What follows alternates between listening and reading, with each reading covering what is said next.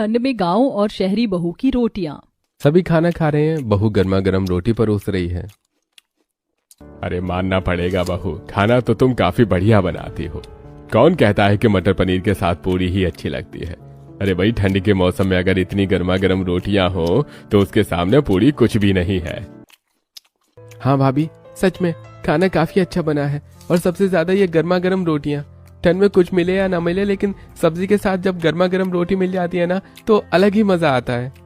आप लोग खाना खाइए, मैं अंदर से और गर्मा गर्म रोटियां लेकर आती हूँ। शादी के बाद आज काजल की उसके ससुराल में पहली रसोई की रस्म होती है। कहने को काजल ने अपनी पहली रसोई की रस्म में मटर पनीर, मलाई कोफ्ता, हलवा, चावल और भी कई तरह की चीज बनाई होती है। लेकिन सभी इस ठंड के मौसम में काजल के हाथ की बनी गर्मा गर्म रोटियों की काफी तारीफ करते हैं। ये बढ़िया है, अब माँ को भी आराम मिल गया।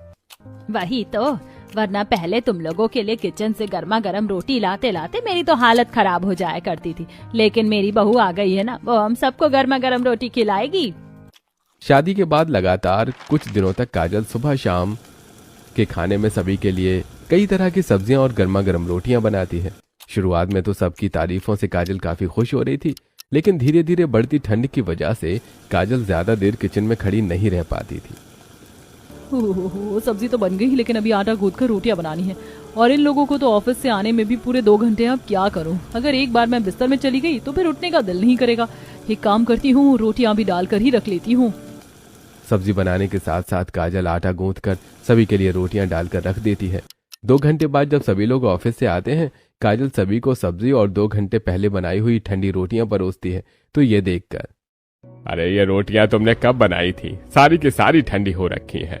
अब इतनी ठंड में ठंडी रोटियां थोड़े ना अच्छी लगती हैं। पापा जी, वो शाम में काफी ठंड लग रही थी, तो सब्जी बनाने के साथ साथ मैंने रोटियां भी पहले ही बनाकर रख दी थी। अगर ज्यादा ठंडी है तो मैं इसको गर्म करके ले आती हूँ। जो स्वाद ताजी गर्म रोटियों में है ना, वो बासी सिकी रोटी में नहीं। एक काम कर, जाकर दोबारा रोटी बना ले और ये रोटियां सुबह गाय को डाल लेना। अब तो काफी टाइम हो गया और ठंड भी कितनी हो रही है। किचन में खड़े रहने का बिल्कुल भी मन नहीं कर रहा है। अरे भाभी, ये तो आपका काम है, तो इसमें कैसा आलसपन। अब जाइए, मुझे बहुत भूख लग रही है। और हाँ, मेरी रोटी पर बटर भी लगा देना। काजल अब रसोई में जाती है और जब किचन में खड़े होकर कांप कर रोटियां बना रही होती है तो इनकी गर्म रोटी के चक्कर में मेरी यहाँ खड़े खड़े कुल्फी जम रही है। अरे जब रोटी गर्म कर रही थी तो क्या दिक्कत है, लेकिन नहीं, इन्हें तो ताजी रोटी खानी है, कहीं के महाराज जो हैं। बहू, रोटी बनी या नहीं? आज रात तक बन जाएगी ना रोटी? ला रही हूँ माँ जी, 2 मिनट बस। चैन नहीं है इन्हें भी।